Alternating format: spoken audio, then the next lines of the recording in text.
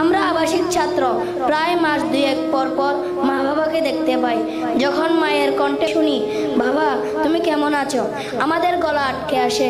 এই পর্যায়ে আমাদের সম্মুখে বাংলা বক্তৃতা নিয়ে আসবেন অত্র প্রতিষ্ঠানের শিক্ষার্থী হাফেজ মোহাম্মদ রাহি হাসনাইনি। আমি তাকে সুচারুরূপে গঠনমূলক বক্তৃতা প্রদানের জন্য মঞ্চে আহ্বান জানাচ্ছি।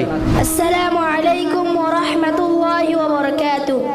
সম্মানিত উপস্থিতি, আমার শ্রদ্ধায় মাতার তাজ শিক্ষকবৃন্দ, প্রিয় অভিভাবকগণ ও আমাদের হৃদয়ের আলোকবর্তিকা, প্রিয় বন্ধু ও ভাইয়েরা, আজ আমি দাঁড়িয়ে আছি এমন এক মঞ্চে যেখানে চোখের জলে লেখা স্বপ্নের নাম Al Hasnain global Islamic education institute.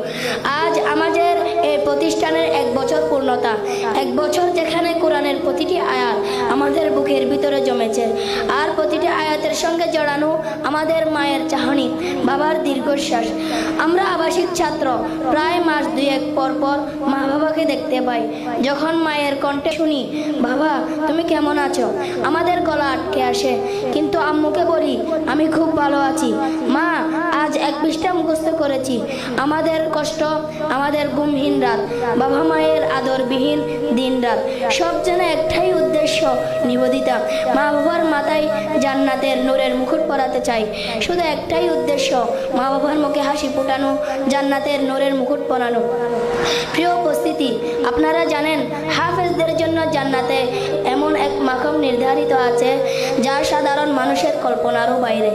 আর হাফেজরা যদি তাদের কোরআন অনুযায়ী জীবন গড়তে পারে, সে নিজে তো জান্নাতি হবে, তার মা বাবাকে এমন মুকুট পরানো হবে যার আলো পুরা পৃথিবী চাপিয়ে যাবে।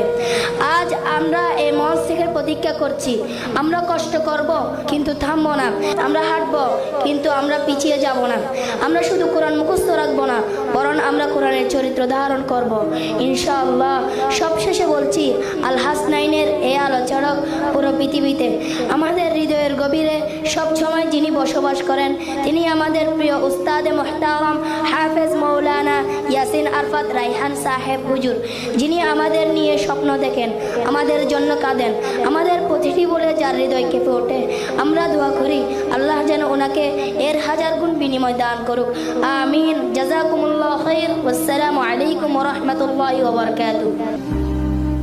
আল Hasnain global Islamic education institute. ধন্যবাদ।